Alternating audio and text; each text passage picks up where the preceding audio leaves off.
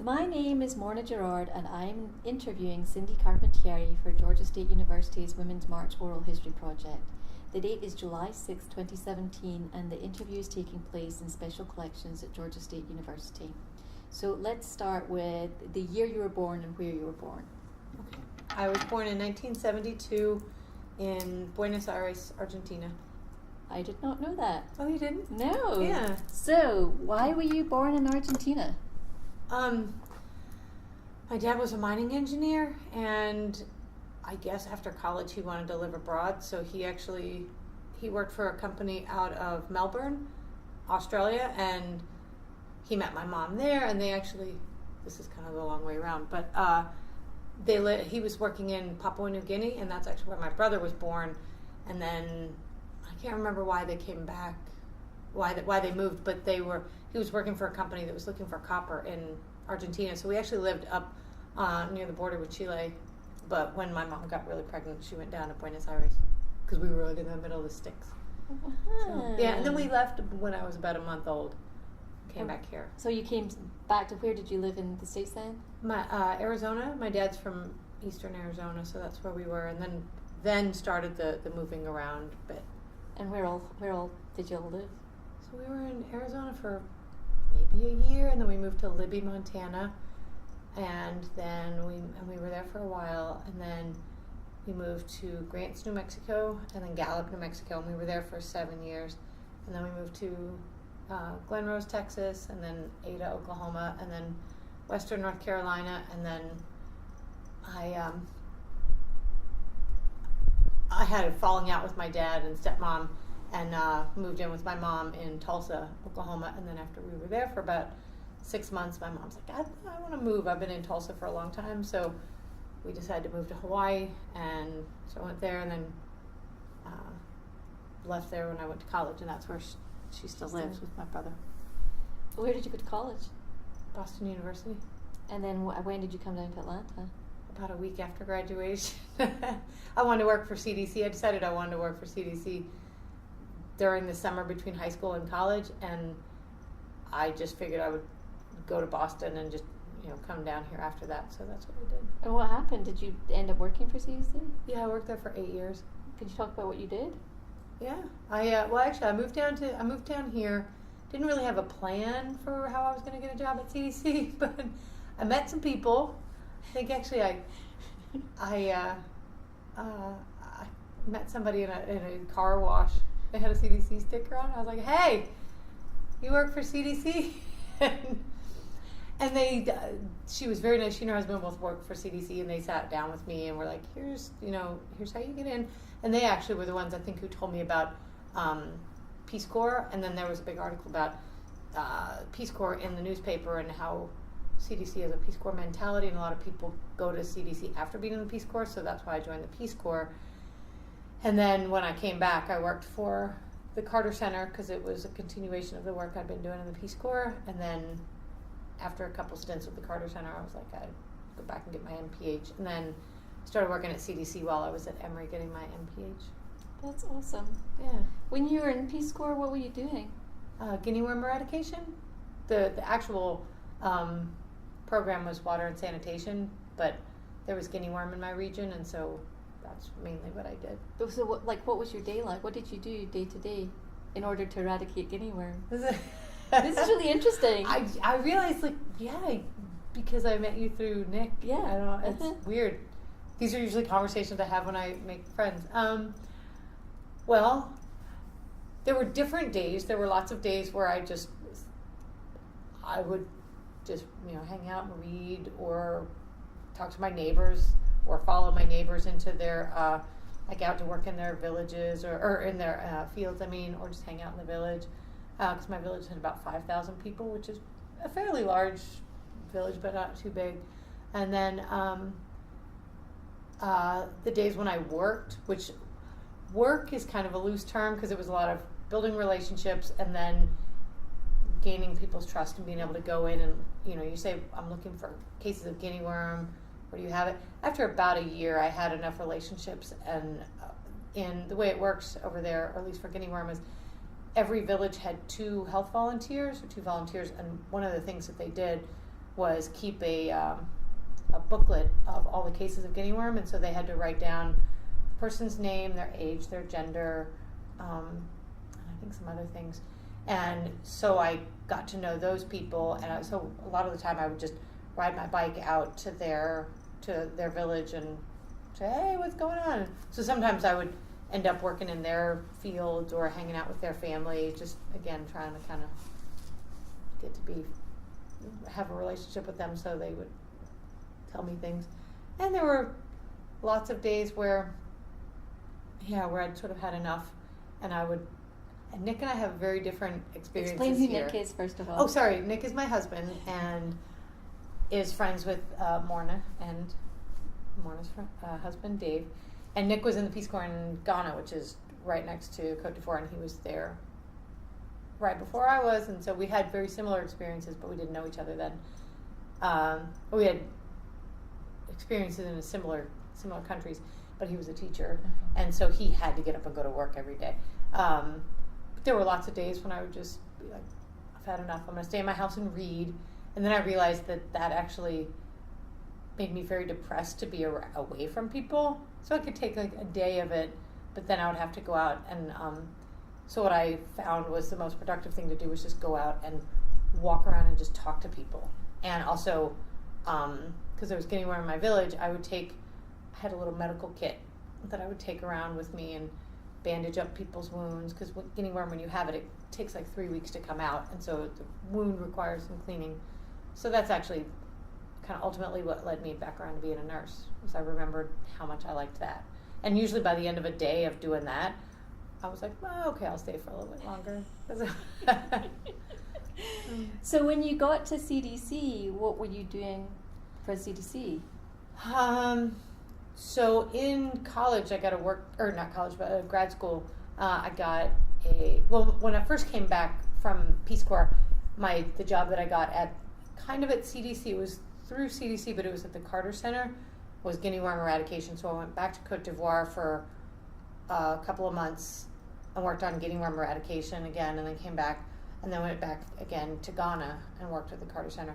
And then decided I wanted to get an MPH. So when I was at Emory, I got a work-study job, and that was in where was it? It was a herpes virus branch. How did I forget that? And so basically, I was doing clinical research. I was actually doing something similar to what I do now, where we were working with men who have sex with men and who had this virus called HHV8. It's associated with Kaposi sarcoma, but we didn't know that at the time. There was a hypothesis that it was. And so we were trying to figure out what are the risk factors among people who had HHV8, what are the risk factors for getting Kaposi sarcoma, and so how long did it take for them to have it? What years were you working at CDC? So I started in September of 2000. That's when I started getting my MPH, and I worked there until probably 2004, because I worked in herpes virus branch for a couple of years, and then I worked in the foodborne and diarrheal diseases branch doing outbreak investigations for I think a year and a half, and then I worked at HIV/AIDS prevention for a year, and then went to DeKalb County Board of Health for a couple of years, and then came back and worked at the Strategic National Stockpile at CDC for a year. So it was about 8 years, but it was kind of Who was president throughout the time that you were working at CDC? Mostly it was, it was I guess Clinton for the last bit, and then George W. Bush was elected a couple months after I started working at CDC, and so I was there through during 9/11, which was really exciting. So it was mostly George Bush, and then I guess it was pretty much George Bush the entire time. Did you see any difference, or talk to anyone who saw any difference in what you were allowed to do and talk about at CDC, working under Republicans versus Democrats? like down at my level, I didn't see that so much. And one of the things that I really liked about CDC is that in some ways it's unfortunate that there have been some efforts throughout the years to change this, but it's a bunch of scientists working on their pet projects. And so I didn't work on anything really controversial where funding was sort of coming in and going out. It was, herpes virus stuff that's not, it's not too controversial. And even HIV/AIDS prevention, that's more political. But by the time I got there, like with the gag rule, I forget what it's called now, but that sort of went into place right after I left, and so I didn't really see the effects of that. I was at DeKalb County. I sort of moved into the preparedness part of my public health career at that point. And that I did see. The one thing that I do remember is that, and I don't know when this sort of got started, but I was there when CDC went from being sort of this collection of old buildings from the 50s to this beautiful place that it is now, and that happened under Julie Gerberding, which I guess she took over in, I think, 2002, just because of the way Jeff Copeland handled. I shouldn't probably say all this, but from what I understand is that 9/11 was such a tricky time, and he wasn't saying the right things to reassure people, and just wasn't ready for that. With the whole anthrax thing right after 9/11. So that was kind of my introduction to see the intersection of politics and my life, public health and my career. And so what are you doing now? I do clinical research at Emory. That took me a second. I don't know, as little as possible. So right now I do clinical research for the Emory School of Medicine. So I look at infectious diseases in transplant recipients. Let's go back to talking about your youth, okay, and more to do with your family and your youth. Were your parents at all political? Yes. I didn't know it at the time. I've sort of found this out during as an adult. I do remember, well, let me start with my mom. My mom is not a U.S. citizen. She was born and raised in England and never wanted to get citizenship, so she never did. But I found out as an adult, kind of from college onward, that she's actually very conservative, which I would say she's uninformed. She doesn't read any magazines. She doesn't, she's kind of. I think that's probably how she grew up, and so that's how she doesn't really think about it too much. Although she does, some of the things that she says and that I know she believes are very conservative things, and so where they came from, I don't know. But she and I disagree on some pretty basic things. My dad, I remember as a kid, he was a Reagan Republican, and I think that also probably was because of how he grew up. He grew up in rural eastern Arizona, and they were all. My uncle was my dad was in the military, and all my uncles were in the military. He is now. When my parents split up, he married a woman from Northern California who is extremely liberal. She's a typical person who lives in Northern California, and she has managed through the years to bring him over to our side. Now he's a sock and choco shoe wearing hippie, the Bruce beer and stuff. So that's been really fun to see that. And it just kind of, since we're talking about this, I think for me it was very confusing when I realized that my mom was conservative, because I always I think I associate women with being liberal and men with being conservative. And but my mom is very, I think she's extremely sexist and chauvinistic and old school. So yeah, she and I don't talk about anything. In fact, and I may have already told you this story, but leading up to the election, she and I didn't really talk a whole lot.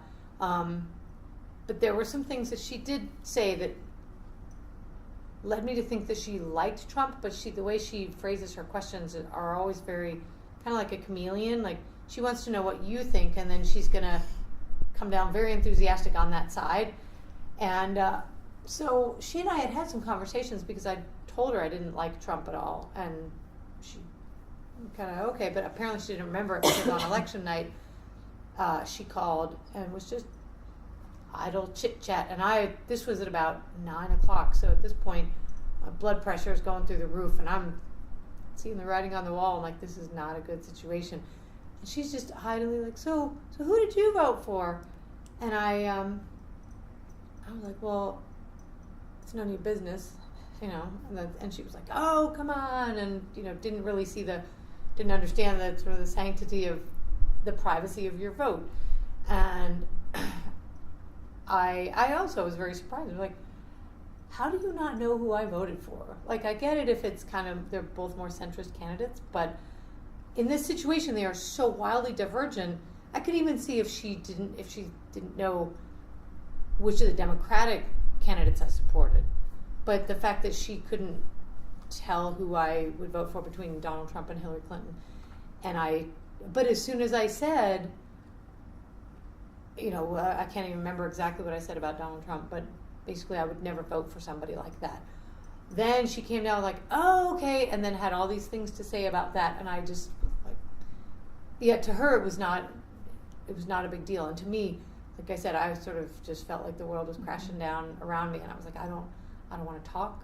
I want to go back inside with my husband and my neighbors, and we're going to mourn what's happening right now, because this sort of nonchalant attitude was pretty awful. I think that to me was one of the most disturbing things about this election, was seeing how somebody can be so kind of sanguine and unconcerned about this. Yep.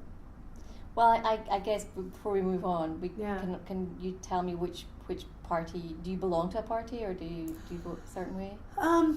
I tend to vote Democrat, and I feel sort of silly saying this. I don't even know how to join a party. I'm a registered Democrat, because in Georgia you have to register to vote in the primaries. Actually, I've considered many times registering as a Republican just so that I can vote in their primaries.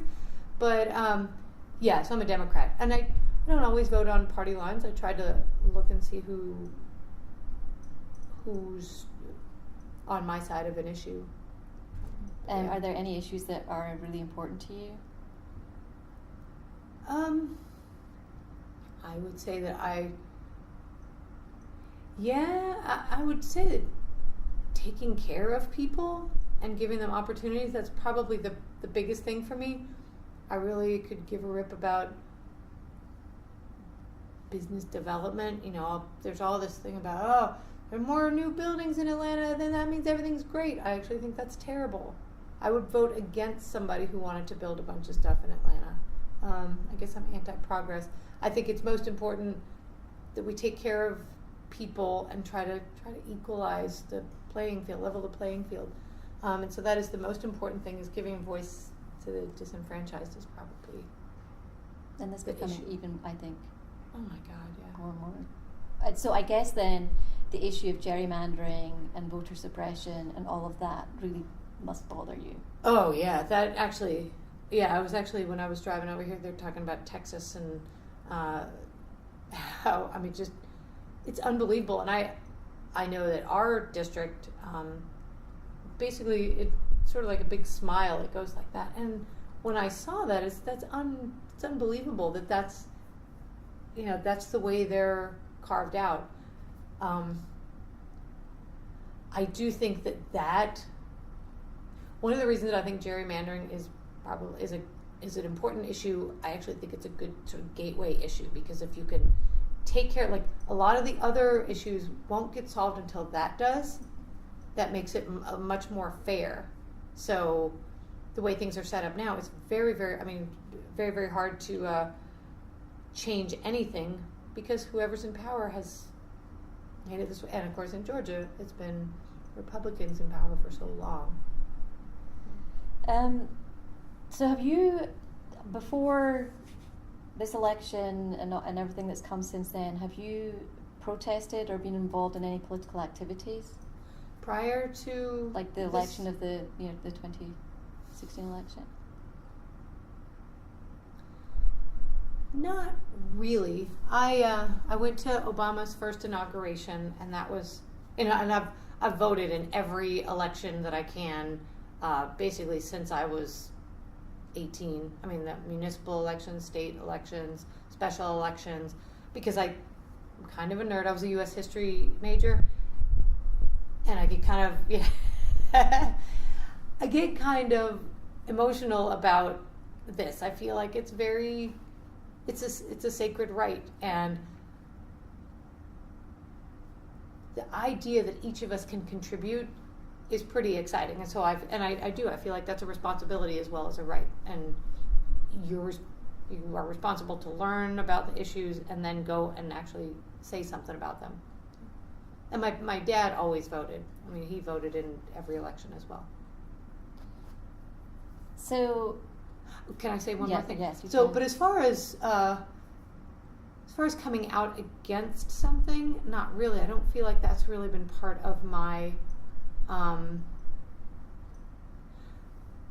there hasn't really been a whole. Although I will say that the 2000 election, I remember being up in arms about it, but I don't remember hearing about if someone had said, "Let's go out and protest George W. Bush's." Being chosen as president, I probably would have gone out for that too. But that was, and since you asked about my family earlier, that's one thing that I really I'm disappointed about in my family, because it's I feel like that should be a conversation, and that was because I don't know why my parents never had a conversation like that with me, even with my dad and stepmom. I don't remember them having conversations about it. There was you should go vote and you should be informed, but we didn't sit around the dining table or the dinner table and have conversations about it or anything like that. And so it didn't occur to me to schedule a protest or, try to get people to write letters. Oh, wait, okay, so I did, when I moved to Nebraska before I met Nick, so I lived in Nebraska 2009 through 2010. The guy that I was dating up there was very politically active. He wrote a lot of letters. When something came up that he didn't like, he wrote letters to his senators and his congresspeople. And I thought that was really interesting. I had never seen anybody do that, really. And one of the things one of the impacts that had on me was he wrote a letter to Senator Johans of Nebraska saying, "Hey, I'd really like tickets to the inauguration. Can I have them?" And a couple weeks before the inauguration, we got tickets. So that's how we ended up going to the inauguration. And so and Chad would always be very specific about the issue and very articulate in his letters. And so he'd get responses from people. And I remember thinking that's actually really interesting to have that dialogue with someone who represents you. And that's kind of when I really started thinking that the people that I have elected should represent me, and it should be a dialogue. And I think a lot of people don't, a lot of people were where I was before, where you just think, oh, well, that's not my business. They'll do the best thing for me. Yeah. I think that's changed a lot in this past few months. Certainly in the past 9 months, it's changed, yeah. And so that kind of set the stage for me. Mm-hmm. I mean, I would have gone out and protested this joker anyway, but yeah. So, you talked a little bit before about the night of the election and how awful everything felt. How quickly after that did you decide that you were going to go march? And how did you decide which march you were going to go to? I would say by that Friday. I mean, I started seeing things on Facebook. It was, I think a lot of people were just frankly stunned in the days following the election. I remember I went to church the following Sunday, and I was looking for direction. Like, how do I deal with this? I don't know how to accept this. It seems like kind of a weird place. But I remember being really angry because during the sermon on Sunday, the priest that I don't like was referencing, apparently they had kind of a spontaneous service on Wednesday following the election, like, hey, as so many people, I guess, called and were like, hey, that they had a service on Wednesday evening, and Benno, the priest that I really do like, who was very smart and articulate, apparently gave this incredible speech or sermon on Wednesday, and one of the things, I've still never heard it, but one of the things that he said is, stand up. Now's the time to stand up for the people. There are going to be people who are going to be trampled, and it's our responsibility. Go out and do something. So another place where I looked for sort of solace and comfort and stuff was, people with like-minded interests. And on Facebook, people started posting about, we're going to have this march the day after the election. And I didn't actually think it was going to be that big of a deal. I figured in Washington, D.C., they might have 50,000 people, whatever. And thought, well, I'll go. And, of course, I was pregnant at the time because I had Quinn on he was due December 7th, but December 8th. But Nick and I decided, we're going to go to the Atlanta march. And again, I thought it might be a few hundred people. And we were like, that's going to be his first activist event. And we must have done some other political active thing, because he and I were both talking about, being political and things. And we were like, we're going to make him an activist. And then I started hearing about other people, and it was very sad. I briefly considered going to D.C., but I just felt like, wow, taking a 6-month-old out into the winter. And I remember how cold it was at the inauguration for Obama, and that was ridiculously cold. And I also didn't want to leave him for days, and I wanted to be with Nick. I felt like this should be a family thing. So we decided we were going to go to the Atlanta march and take the baby with us. So tell me about the date. Did Nick actually manage to get to the Atlanta march? So talk about the day of the march. All right. So Nick and I were going to go together and, like I said, take the baby. Well, that day here in Atlanta, the morning, it was one of those days it was stormy. It was wet. We had a nanny share for Quinn, and we interviewed her that day over at this other family's house. And it just poured with rain, and I had actually, we decided on the way back to the house, because I think we finished at 11 or 11:30, shortly before the march was supposed to start. We were driving back, and we decided it was not good to take the baby out in the rain. We're like, he's too small, let's not. It wasn't cold, but it was wet, and so we were both like, that's not good. And I was disappointed. And then my neighbor, and it was just going to be the three of us going. I didn't think to really reach out to anybody else. I knew some other people were going, but I didn't want to go by myself. I figured there's no way I'll see anybody I know. And then my next door neighbor, the people at whose home, we went and voted with these people, and we watched the election in their home. She said, all my friends are bailing on the march. Are you going? Because I think we talked about going. And I said, well, it's funny because Nick and I decided that Quinn shouldn't go. So if you want to go together, let's do this. So she said yes. And I said, all right, I got stuff to make signs. I'm on my way home. We'll do this. I'll get the sign stuff. You get ready. So I got all my sign stuff, got as bright, put on the most brightly colored shirt I could find. And we were just going to be festive about it, and my rain boots and shorts. That's how warm it was. And then her husband drove us to the MARTA station, and we got on so that was exciting. And this would be the one thing I would get really teared up over. Like, Jeff and Amber are our next door neighbors, and it's just so nice. Like, she gets so excited about this stuff, and it was just nice to be. And she's effusive like I am. Nick is great, but he tends to be a little bit more reserved. So Amber and I got on MARTA at the MLK stop. So we just had a couple of stops to come in. And the train was packed. Like the station had a lot of people, and the train was packed with people coming to this. And it was a lot of women, but a lot of men too. I would say, I don't know, maybe 75% women. And we actually somebody let us sit down, which I don't know why, but there was an older couple sitting kind of right behind us, And we started talking to them, and they were from rural Georgia somewhere, but they were coming in March. And it was amazing. Amber and I we talked about it later. We both looked at this couple and assumed that they were Trump supporters. I mean, they were white people, not very affluent, clearly not very affluent, and clearly not from the city. And so we made a judgment about who they were, and we started talking to them.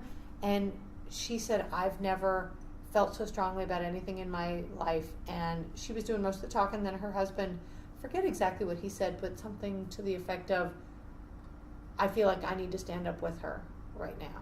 And that was great, because that started off our day. I mean, we got off the train just euphoric. I mean, just so happy and feeling like, yeah, this is where we need to be. And again, we still thought, it was probably going to be a few thousand people maybe. And we got off at, I think it was Civic Center, and came out and turned onto, my geography of downtown is so bad, but we were looking down towards the Center for Human Rights, and there was people as far as you could see. I mean, it was just a sea of people, and I gasped, and I was like, Amber, and I was like, go stand over there, I'm going to take a picture. So we have a picture of her standing there looking very proud and very excited with the city in the background, with the Center for Human Rights in the background with all the people. And it was just, it actually reminded me a lot of the Obama inauguration, because that was very interesting, because even though there were so many people there, so many more than when Trump was inaugurated, no matter what anybody says, that was another day that everybody was happy. I mean, you were shuffled around through, go this way, and you want to be right there on the other side of the fence, but you have to, you're going to have to walk a mile to get there. And nobody was cross, nobody was short-tempered. And so there was just this amazing feeling that day. And it was similar here, too, where people just, I think everyone else was overwhelmed by the response as well. And that feeling of, I'm not alone in my excitement or my outrage, or, I'm not alone, period. I think that's one of the most important things I think everybody took from that day. Yeah. It's like because there's all of these people. Yeah, especially when I sort of assume that most people are like me in some basic ways, and the fact that Donald Trump won that election really sort of turned my world on its head, and I thought, there are more people out there than I thought who disagree with the idea that everybody has basic human rights, and that, just the things that he had said in the campaigning were so abhorrent to me, and there was no question in my mind, and that's why I was so upset when my mom asked me. Yeah. There was no question in my mind that he was a horrible person, and B, wanted to kind of spread that around, and now seeing that there were other people who felt the same way. It was horrible. Yeah. Before I go on, did you have you said you got sign making stuff. You took a sign with you. Can you tell me what was on your sign? No, I can't. It was last minute. I always want to be that person who makes great signs ahead of time, and no. I mean, the signs that when I ran that race in Augusta, and you guys came out with these really well done signs, I was so amazed. I still have those signs because of that. No, and I think what we did,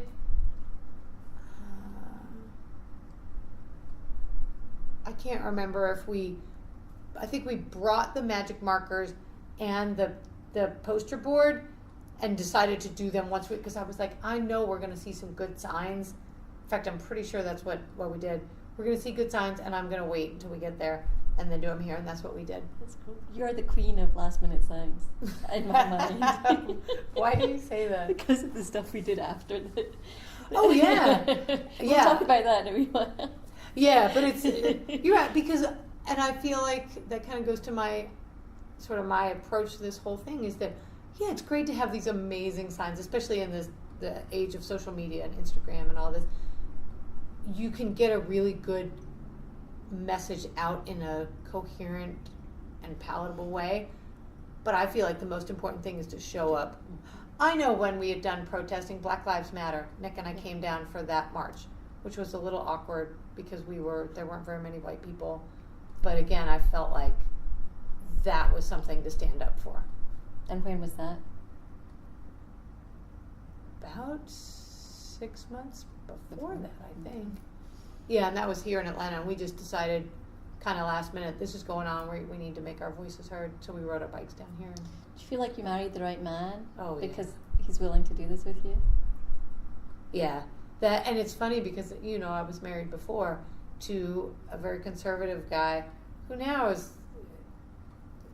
he probably voted for, he might have, it probably killed him, but he probably voted for Hillary, because I asked him after the election, I sent him a message and was like, maybe you can explain this guy to me. And he was like, this joker? No. But when he and I were married, it would have been awful, like being in this situation. And so I have some sympathy for couples who are like this. I know there are lots of women who are married to men who support Trump and aren't interested in hearing any sort of talk against him. Yeah. Yes, but I married the right man. Was there a point, were you aware, because you talked about coming out of the train station and looking down over the centre and seeing all of these people. Were you aware of that time, like how, first of all, historical this is actually going to be, and like the numbers that were going to come in, like all over the world throughout that day? No, I knew that a lot of my friends were going to be out protesting, but I feel like, I was in the Peace Corps and I work in public health, and I feel like I am friends with a lot of very smart and politically active people. In fact, a lot of my friends are much more politically active than I am. So a lot of my, probably, and I'll use friends as Facebook friends, I would say probably 75% of my friends were at some march that day. Like they posted pictures and which I think is great. So no, I knew that it was a big event, but I felt like it was kind of a token gesture. And that's why when, I briefly considered not going, because I was like, well, my presence really isn't going to matter. But then I did think, you know what, again, you just need to show up, because if 50,000 people decide to show up in Atlanta, it's a big deal. Yes. And so if everybody thinks, I don't really need to show up, and that's the problem, that apathy, or I don't matter. And that's the thing. And again, I think that's when Obama was elected, to go back to that, like that's how he was elected, is all these people finally felt like my vote is going to matter. I'm going to vote for somebody that's going to do something for me, or that's like me. And so again, this one I did. I sort of felt, I came out feeling like, it's just futile, but I'm going to go ahead and do it anyway. I'm going to come out, I'm going to hang out in the rain with my friend, and that's fine.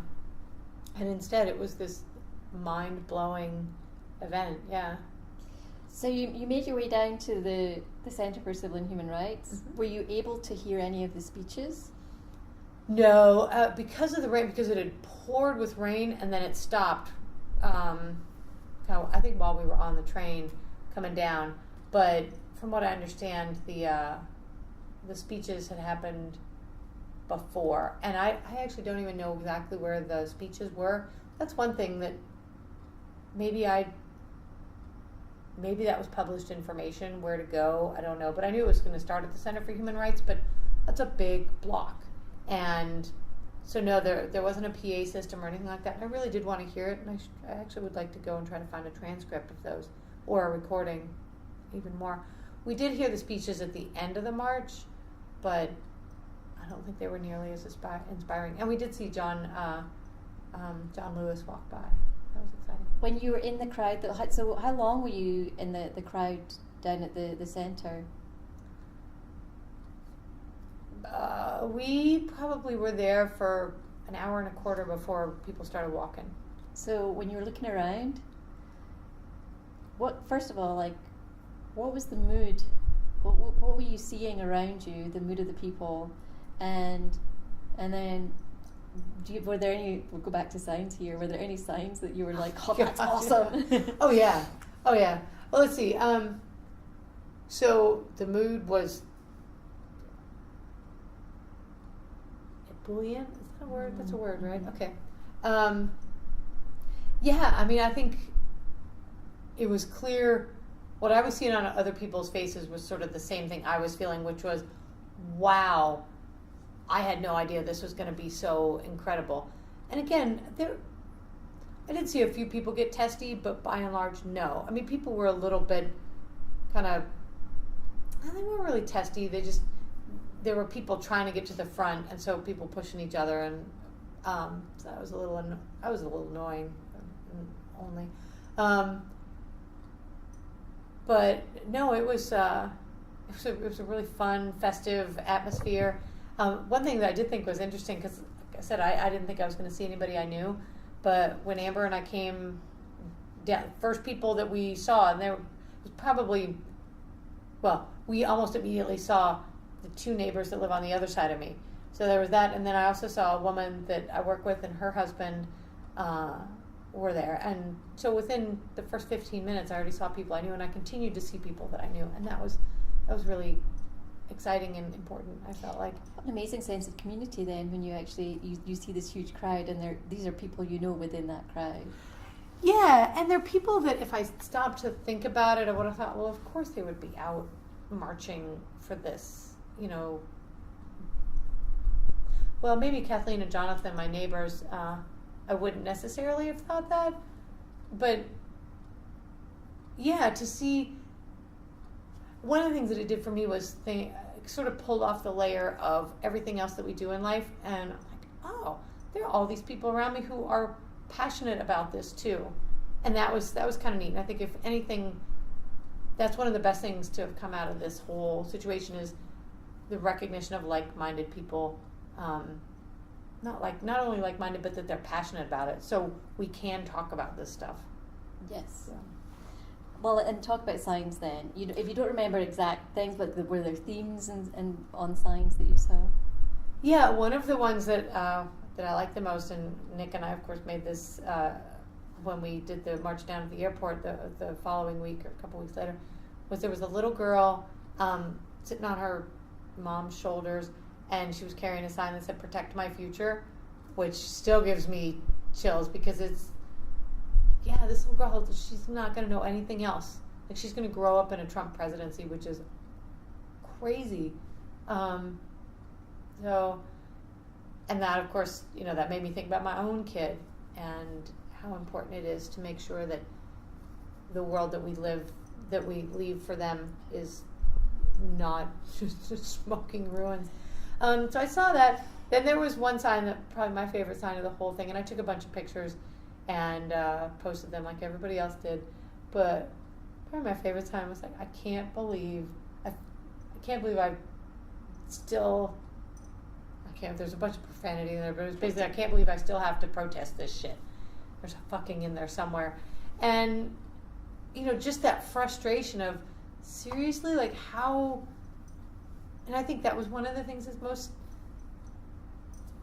one of the things about the signs is that they articulated things that I didn't realize I was feeling, and that was one of them. You think, oh, I can take for granted that women are at least ostensibly treated the same as men. I mean, we know about the wage gap and all that, but the fact that we have to come out and actually stand up for this, come on, that's ridiculous. So there was that, and there were, just so many clever signs and clever people. Lots of jokes about Trump. And some of those are very funny.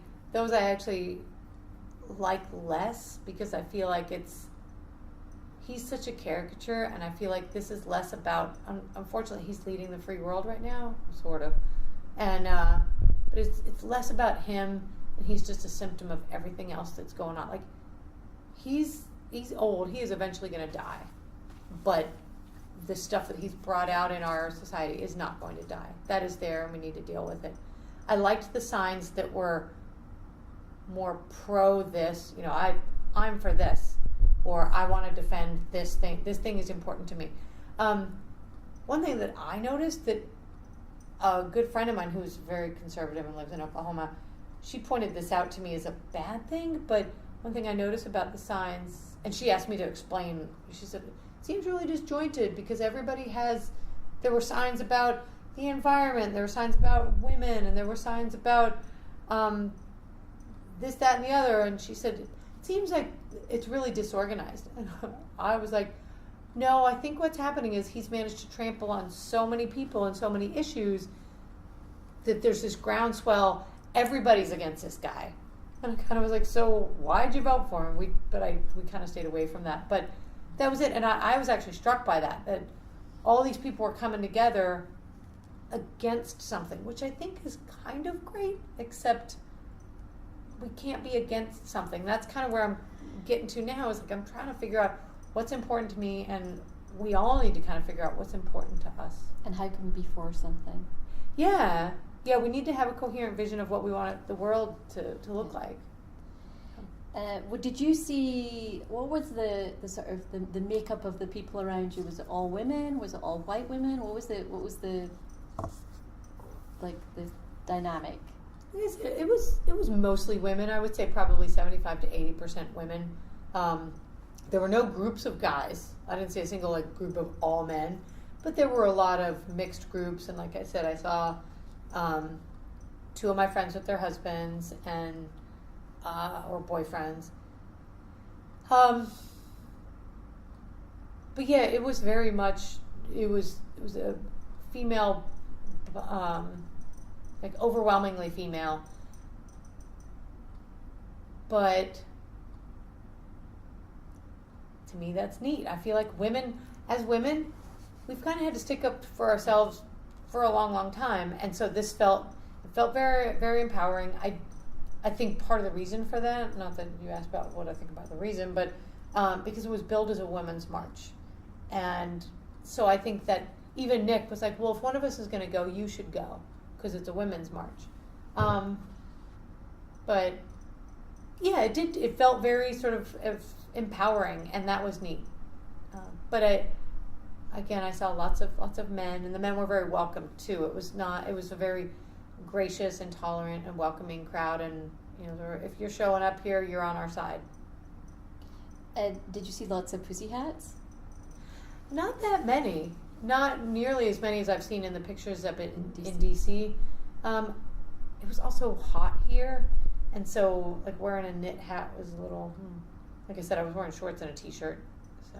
What do you think about the whole pussy hat concept?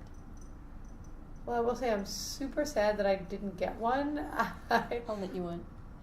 Oh, would you really? Oh, that'd be so great. I think it's great. I actually really like symbolism, and I feel like that galvanizes people. It's a way of identifying, self-identifying, so you can tell everyone around you, this is what I believe. I actually do like that a lot. And again, so you're saying this, and it's generally in solidarity with some cause, or to tell people I care about this. So I like that, and I thought that was a brilliant idea. And the fact that they were pink pussy hat. I like the double entendre. That's clever stuff like that is really fun for me.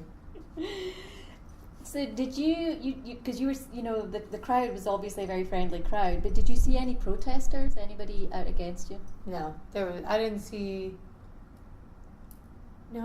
any. But I was kind of in the middle of it, so if anything, they would have been out on the sides. But I don't think so. There wasn't, because it was a parade route. No, I didn't see any. What about police? Can you talk about your interaction with any of the police officers? They were kind of standoffish. Like I said, during the Obama inauguration, that's really the only thing that I would say it was much more like the Black Lives Matter protest than the Obama inauguration. Like that, I felt like everybody was excited about that. I said thank you to a few people. Then there were a few cops who appeared supportive. I mean, they're working, so I get that. But you can generally tell if someone is supportive or not supportive. I got the impression that a lot of them were not super happy with this whole thing going on. When you started marching, how did you feel when you, like, because there's something different about standing in a crowd of people and then actually moving. Yeah, you feel like you're moving towards something, and things are changing, as opposed to standing there waiting. Because I will say that when we were standing there waiting, I felt very much like, what are we doing? Somebody please take charge. Let's go. Why are we just standing there? It's very frustrating because you think nothing's changing and I want something to change. We're out here to make things change. And because we weren't at the front, we didn't see what, it was hard to know why we weren't moving. So yeah, once we started moving, there was a great sense of relief of, oh good, someone's in charge. Somebody tell me where to go. I want to do something. I just want somebody to tell me what to do, where to go. And also like, ooh, what things are we going to encounter over here? And we also saw different things. So I saw different signs, saw different people. And also, I've run a lot of road races, so it reminded me of that too, where the landscape kind of changes, and it's really fun to people watch. And Amber and I forgot about this. This isn't very nice. My neighbor, we saw another neighbor of mine who I don't really care for very much, and this guy that's apparently her boyfriend, and they just kept finding us, and I just was like, oh, really? Like, I told Amber, I don't want to walk with them. But we met him right down, like way early on. So we were with him for an hour and a half or something. And I feel kind of bad about that. We ditched them finally. That's okay. It's your march. It is. And you can't like everyone. And it just, I don't know. Yeah, I guess. And you know what? It's probably, I would like to explain this, because I feel like I kind of ought to. I mean, like I said, I felt very like it was a very friendly and inclusive environment. But this neighbor, I felt like she was there as a tourist. It seemed like she was there just to see everything. Like I've never gotten the impression from her that she's like passionate about social issues. Unlike a lot of the other people in my neighborhood who, even though we haven't had real deep conversations about things like that, just side comments here and there, you get the impression that, these are people that I would think they would be interested in this. And for the record, where's your neighborhood? Cabbagetown, USA! We're under a boil water advisory right now, so everybody's thirsty in Cabbagetown. And it's it's a place, and it's a neighborhood. Not that this is not part of the interview, maybe, but it is. Nick and I have noticed this a lot. It's filled with older single women. A lot of them have never been married. A lot of them are divorced. But it's an artistic neighborhood, and so a lot of them went out. I would say over half of our neighborhood was there. So the fact that I had to run into this one that I don't like, I was like, really? Couldn't run into the 200 people I do like? That's right. I did run into some of those too. When you were, because I've talked to other people about the march specifically in Atlanta, and that there was something, because of the route of the march, you're able to look back. How did you feel? Can you talk about what that felt like when you? Yeah, well, it was the same. It was the same sense that I got coming down to the Center for Human Rights, where you suddenly could see more space and you could see more people. Whereas when you're in the crowd, because we were down at the bottom of the hill, and you could sort of look around and see the probably 2,000 or 3,000 people right around you. And when we started walking, you could see it was like a little bit of an incline, and you could see people way far up. But it wasn't until we got to right in front of, I think it's Phillips Arena, where the road kind of curves, and you could see the throngs of people on that, and that little bridge area is probably a quarter of a mile. And just to think, wow, all these people, like, they're marching, people have been marching for a long time, and look back and the same thing. And I stopped and took pictures of it. And actually, you saw another friend of mine, a guy who, he said he'd gotten there early on his bike. I was waiting, and he saw this like mass of people moving towards him, and he said, I've been standing here for 45 minutes just watching people walk by, and he's like, I can't see any end in sight. And that was neat. Yeah, that was a really exciting, I don't know if that was on purpose or not, but yeah, it was a really good thing about the route. Was there anything throughout the day that made you emotional? Yeah, definitely coming out, yeah, that couple on MARTA, and I think it's because it goes back to my thing where I think, oh, I assumed everybody was like me, and then here a whole bunch of people don't care about the things that I think are important. And then there was this couple that I made a judgment about them, and then they weren't. And I just felt like, okay, we are all more alike than I was recently led to believe. Like, okay, the world kind of started to right itself more for me, and that was exciting. When I was saying goodbye to Nick, and he was like, go off, go make your voice heard for us, for me, and for baby Quinn. And he was making, I forget what he was making. He was cooking, and so was Jeff, Amber's husband. They were making things for parties later on. So that was also kind of neat. That not emotional, but we were like, yeah, our husband. We would tell people our husbands are home cooking while we're out and marching. So there was that, a couple on the train, and then when I saw the mass of people and felt like, yeah, this is the world. And I don't know why that makes me emotional, other than the not feeling not alone. And also, it's weird when something totally messes with your worldview like that. I'm not as naive as I used to be, but I still do believe that most people are good. And to see evidence of that was pretty incredible. As the march went on, it got less emotional because it's just a slog. And after you've been standing around for an hour and a quarter and then walking for 45 minutes, and I don't like walking, my back hurts. I'm like, okay. And I had to pee. I just had a baby, so my pelvic floor is weak, and I, spent some time looking for a porta-john, and that wasn't that fun. At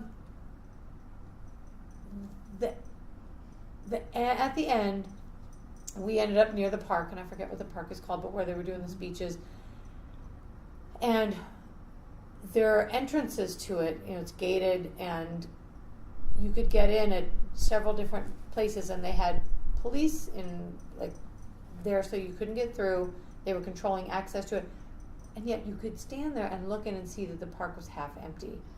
And so a few things, a few emotions that went through my head there. Amber and I kind of got up to the right in front of the policeman pretty quickly, and her brother's a policeman, and she's very respectful, and she's another one that surprised the heck out of me because she's from rural Georgia, but she and her husband are both very liberal.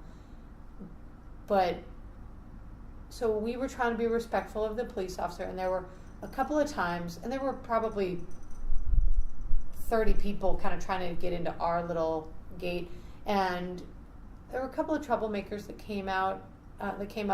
One guy was like, I'm a journalist and you're not letting me in, and the police officer's like, we're not letting anyone in. And he carried on for a while and tried to throw his weight around and didn't get in. And people in the crowd started saying to him, hey, cut it out. You're ruining this for everybody. We can hear the speeches. We want to get in too. You being an asshole is actually hurting the cause. Please stop doing it. And so to see people kind of coming together and putting pressure on this guy to stop being a jerk was really neat. Again, for that same reason of, good, we're more alike than I thought. But it was also very frustrating to have the guy say, I can't let you in.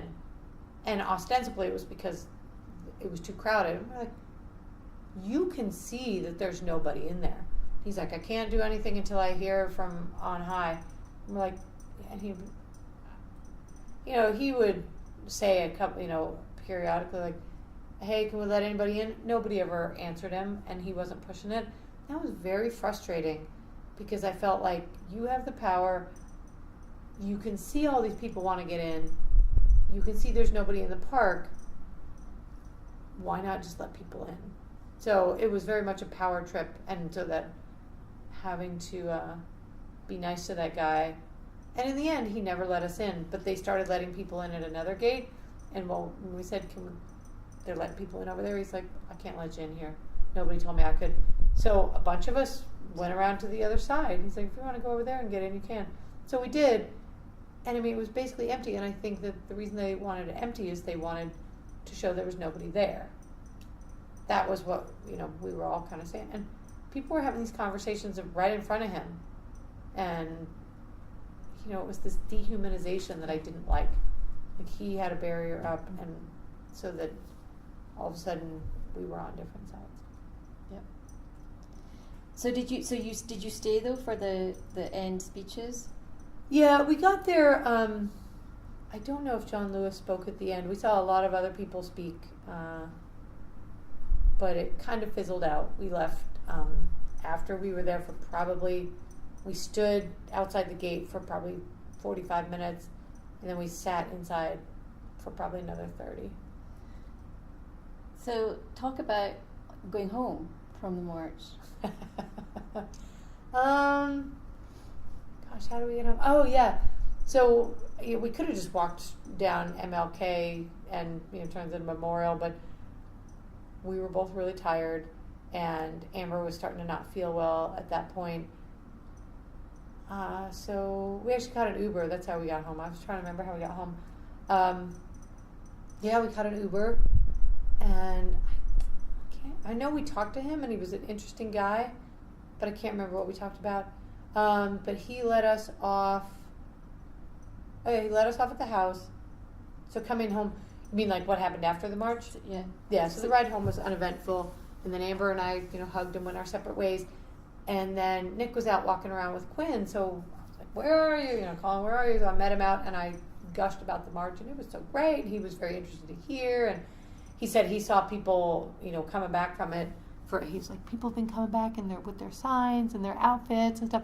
And we saw, just walking around in our neighborhood, we probably saw a dozen people who were coming back. Like, oh, did you go to the march? So that was all that people were talking about. Oh, did you go to the march today? And blah, blah, blah.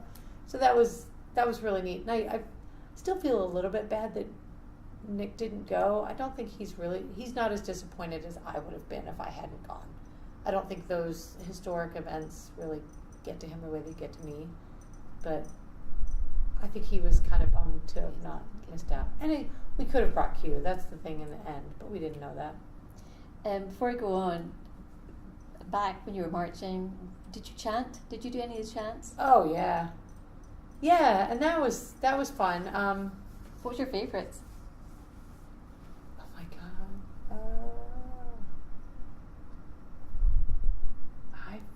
How have I forgotten this? Probably my absolute favorite, and I may think of another one later that's my favorite, but I think my favorite is "This is what democracy looks like."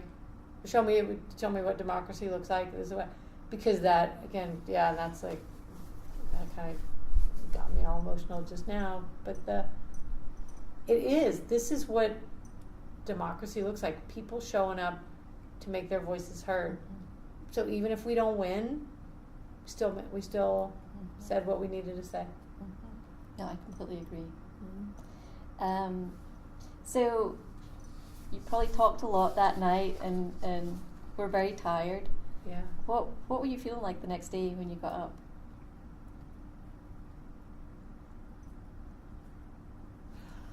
I think I was still pretty pumped up because when I came home, and we were, of course, and when we were down there, you couldn't. There were so many people around. I couldn't. I heard some rumors that the crowds were massive everywhere. And I remember coming home. One of the things we did was we turned on the TV, and I was so mad because CNN was talking about New York and DC, New York, Chicago, all these places, and how many people they had. And I was like, Atlanta should be on there. We had 62,000 people or something like that. And then when I heard there were hundreds of thousands of people in LA and all those places, I was really excited. And I think I got up the next morning feeling very hopeful. And it's just been downhill ever since. No, I did. I kind of felt like, oh, maybe we actually had an impact. like a big impact, and I think we had an impact. I think it hasn't been the immediate acute impact that I'd hoped that would be. But I do feel like if it's, if we can bring back that feeling, because I'm sure lots of people felt that feeling, and if we can give people that sense of belonging again, that's what we need to do to get people out in 2020? Or 2018 even. Yeah, oh my God, yeah, 2018. And so it was kind of like riding a high for a few days. So you said you watched the news when you got home. Did you check out the media over the next few days? And if you did, like, what did you think generally of the way the media covered? Do you think that they were fair? Gosh, were they fair?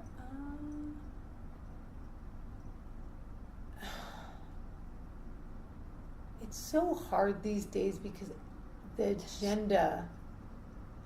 I mean, and because what I would assume that question, one of the things that question is getting at is there were certain news outlets that really focused on the looters in Washington, D.C., and a handful of anarchists looting, and yet they get all this attention.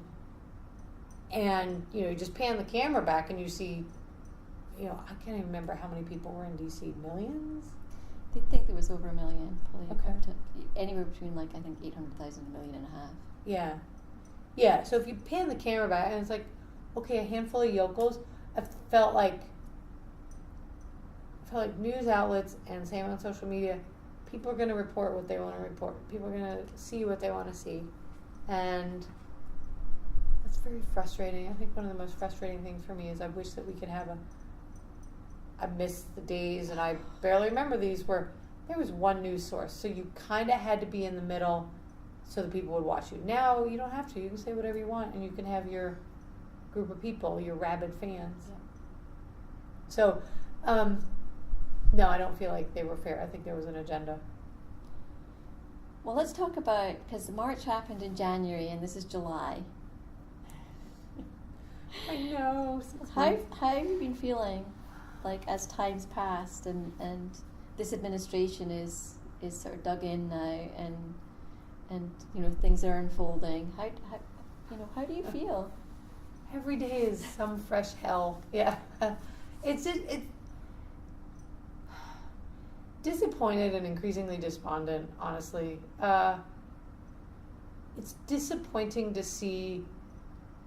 I'd really hope that the people who can do something about this regime, or don't call it an administration, although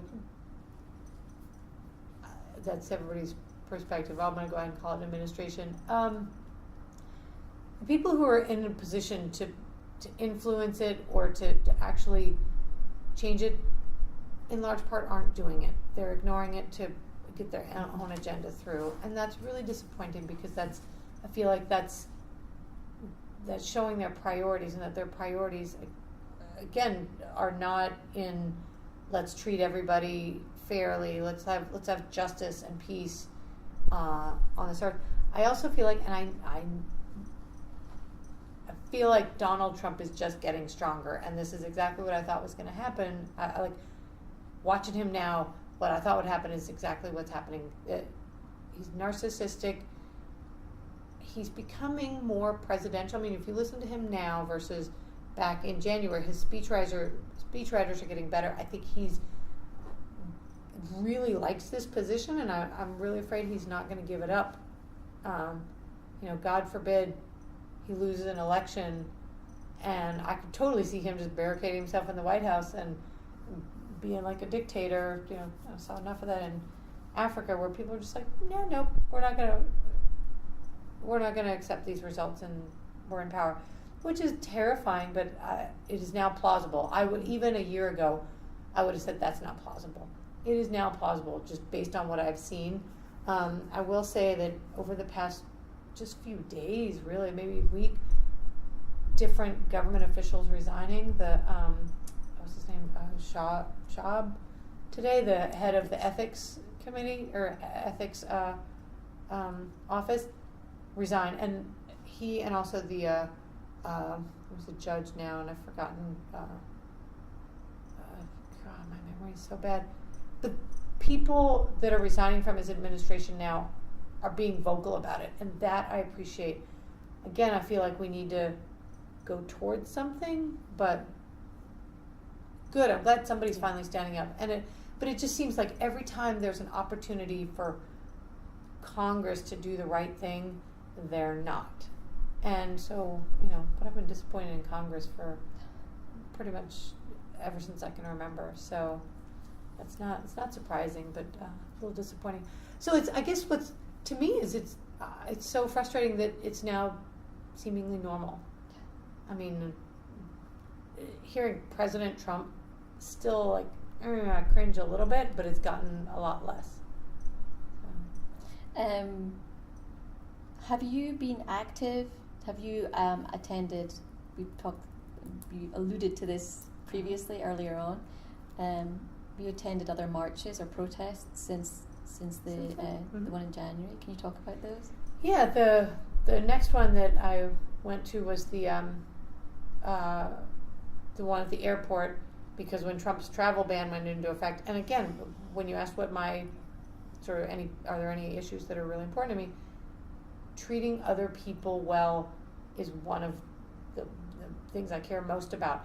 And so for him to come out with some bullshit travel ban against Muslims, and I have a lot of friends who are Muslim, a lot of friends who are from just different countries, including the ones that he banned people from, and it just seemed like such a gross overreach of power. I get it, if there's an immediate threat, sure, the president can issue an executive order. Immediately following 9/11, I could see that going over and I wouldn't be so mad. But he just walked in and was just throwing his weight around. So that, and also so close in the wake of the Women's March, I felt like maybe we have an opportunity here. I actually sort of felt like maybe if the same number of people keep coming out, for a few weeks or a month, maybe we can show Congress that enough people are behind this, that they need to do something, or kind of spur people to action. No, it's so I went to that one, and that was exciting because I felt like, okay, people are coming out, they're supporting people. It's very important to show, especially in that case, to show people, show the people coming into this country, or foreign people or Muslim people who live in this country, that not everybody feels like that. There were hundreds of thousands of people who disagree with that. Then I went to the tax march. I can't remember why I didn't go to the science march. I'm a scientist. You'd think I'd go to a science march. But weren't you out of town? Yeah, I was somewhere. Yeah, I think I was out of town, and I got in late because I remember we're out east of town somewhere. I forget, because I remember thinking okay, if I can just get to the Indian Creek MARTA station, then I can take that in. And should I take and I had the boy too, because otherwise I would have just taken my bike. I can't remember. Yeah, so I was doing something. So I missed that. But yeah, I've been to those, and I can't remember what other ones now. I've written a lot of letters to my Congress people. I've called my Congress people. I have just tried to get a better idea of where they're coming from, especially Isaacson. I kind of know where Purdue is coming from, but then that, I am a member. I joined some of the Facebook groups, like the Georgia 159, and my memory's so bad. I don't know how people get by in this world where they actually remember stuff. The Alliance for Social Justice, I think it's called. Some of those other things, and those things are actually really nice for me, because even though there aren't marches going on a regular basis, going to those forums in some ways brings back those same feelings of, oh good, I can come here, it's a place of solace and respite, and I can feel like other people are doing things as well, and it spurs me to action. And also there's a somebody named Jen. I get an email every week with Jen Hoffman, maybe. She's got like, here are some things you can do this week, and she gives specific examples of things that are going on. Yeah, I just thought about the other thing prior to the election, the thing in North Dakota. We didn't go to that, but we Oh yeah, pipeline. yeah, we had some friends. Yeah. Okay. Anyway, now I'm getting off topic. No, you're not at all. So thinking forward, like we have until the end of 2018 for the first, like the set of midterms, and then the 2020 for another election. Let's think about, cup half full. What do you hope is going to happen? Most best case scenario by, let's say, 2018, Yeah, what do I hope happens with the 2018 midterm elections? or even leading up to that. What I would hope is that best case scenario would be something would happen that would galvanize people and pick up the momentum of this resistance again. I think the worst thing that can happen is for nothing to happen, because people go back to their regular lives and they think, oh, my vote isn't important, like my voice isn't important. And unfortunately, the events of the past 6 months have kind of shown that. I mean, the special elections in all these places, including here in the 6th district, like that was immensely disappointing. And I feel like that took those things, take the wind out of people's sails. It's very easy to get discouraged and feel like, oh, it's futile to resist, which it goes back to the gerrymandering. And if we can take care of that, then we'll actually have everybody will have more of an equal voice. What do I think will happen? Or what do you hope will happen? Okay, good. Yeah, I was like, oh, what do I hope will happen? I hope. Now you're just exposing the dark side of me. Really, what I hope is that Donald Trump he dies a horrible death. I really do. Horrible, torturous death. Him and Mike Pence. Let's do this at the same time.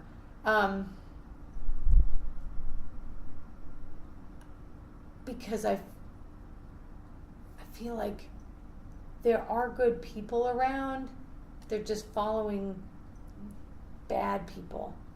Most people are sheep, and they'll kind of go where they feel like the strongest person is. So honestly, that's what I hope happens. Yeah. There, I said it, and it's on record. Library of Congress, suck it. Yeah, honestly, I hope that he dies and Pence dies, and we can hit the reset button. Barring that, I also hope that something happens that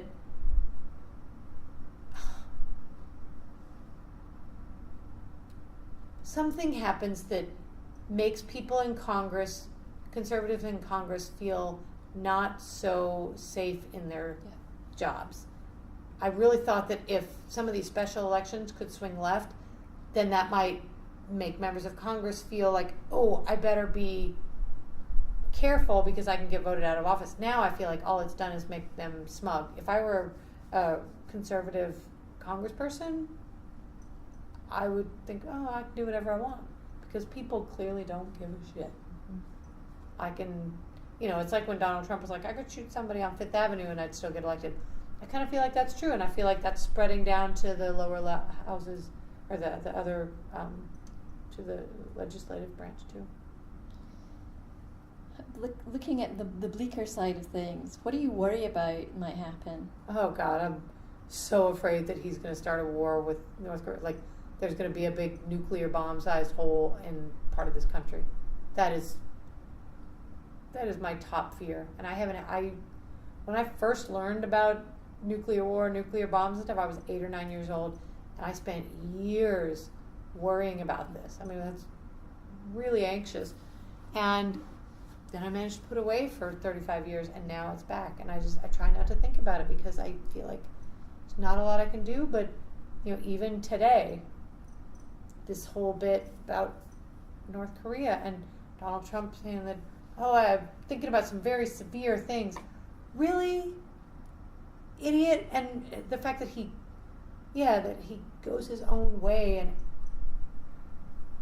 I don't know, I guess I just feel like there are people who go their own way and are smart and revolutionary, and then, but most of the time I feel like the crowd generally, like smart, you get a bunch of smart people together, if they all agree on something, that's probably the right thing. So yeah, I'm afraid he's going to blow us up. Because we have a long haul ahead of us. Mm-hmm. What's your advice for people who are, what kind of strategies should people use to keep themselves from burning out? I think, and these are things that I've done that seem to be working for me. So yeah, I would say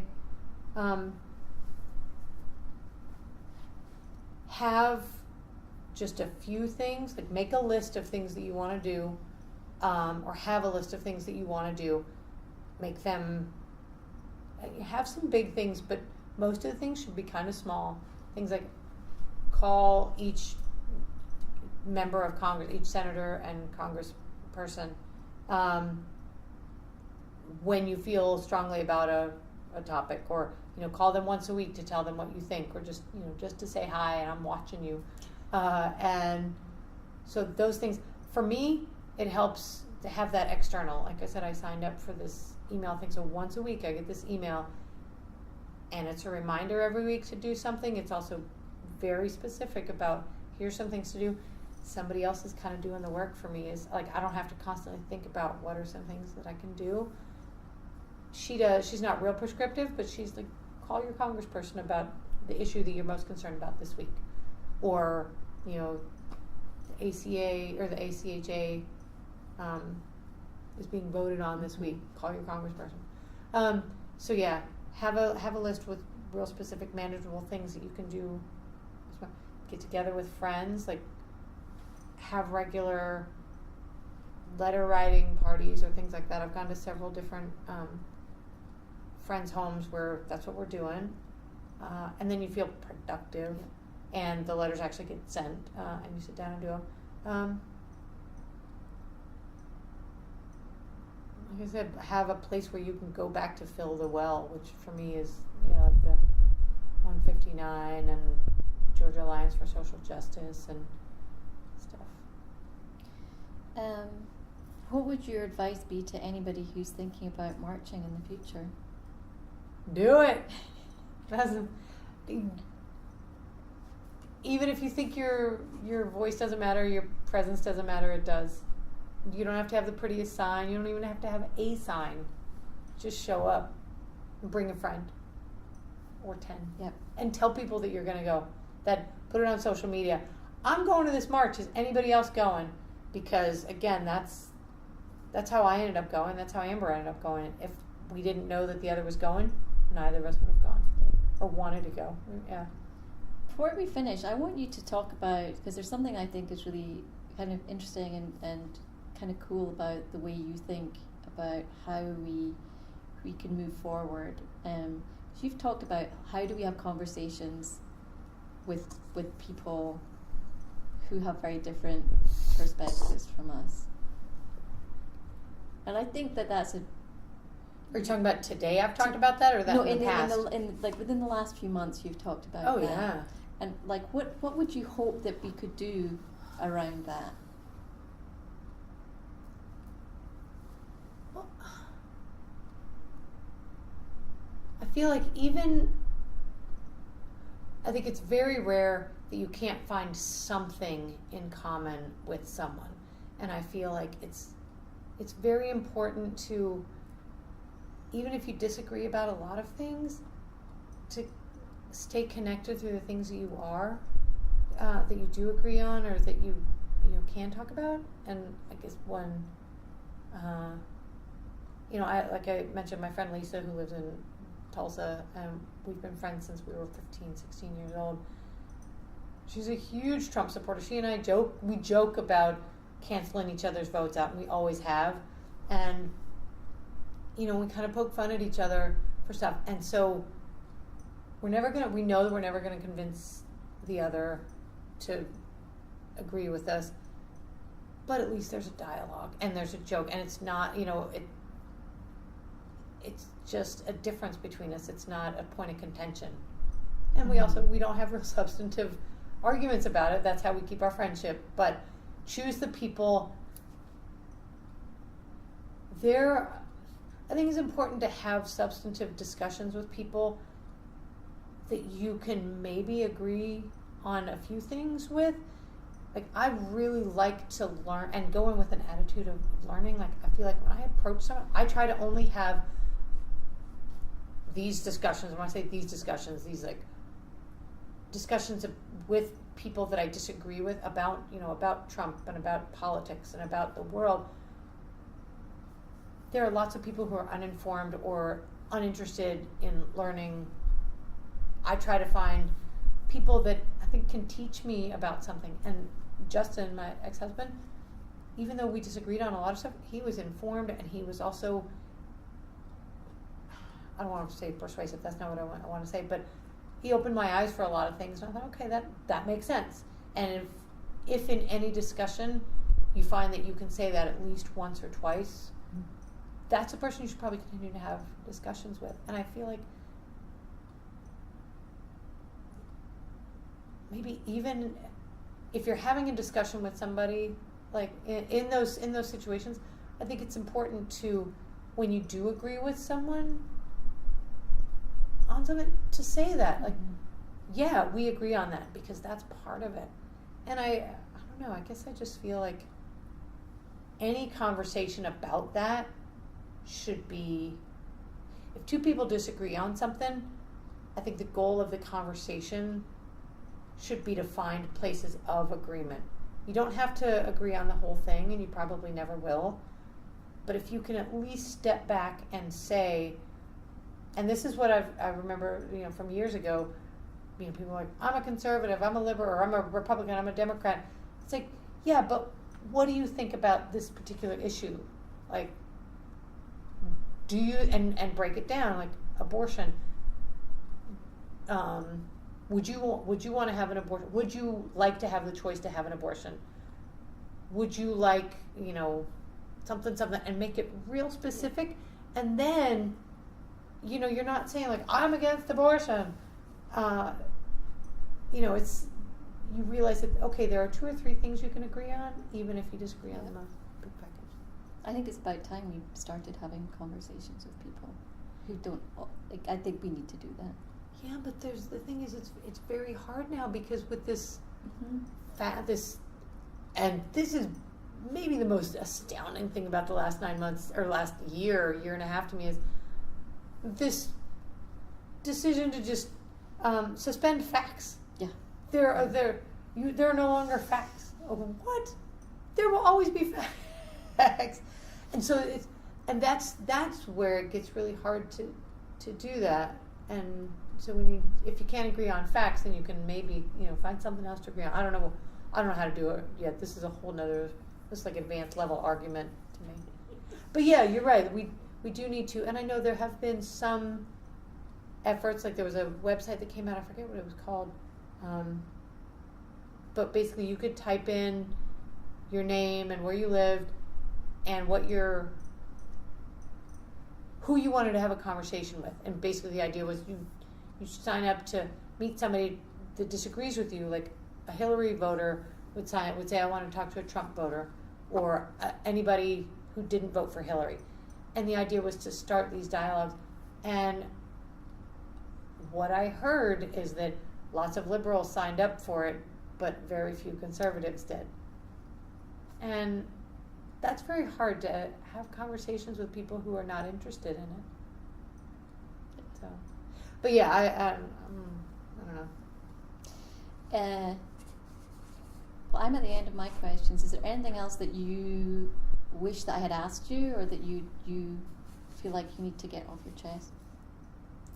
No, the one thing that was kind of buzzing around in my head was that thing about the website with the people, because I do feel like it's frustrating.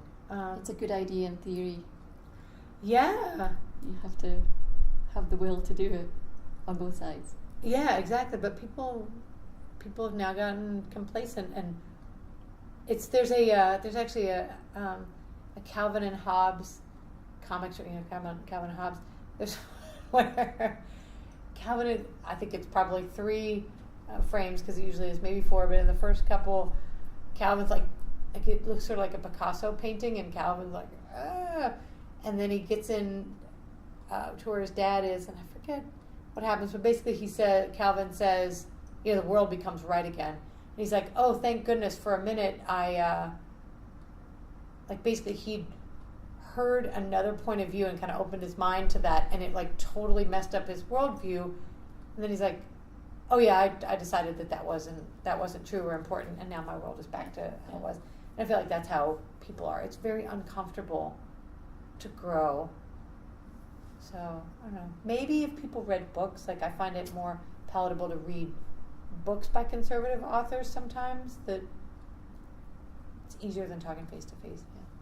Or podcasts, if people want to do that, for the young ones out there. Well, that's it. Thank you very much for doing this. Thank you. Yeah, Awesome. I feel like, God, I talk a lot. Would you is there anything, I'm like, do you think there's anything I have not said yet? Yeah, no, thank you very much for asking me.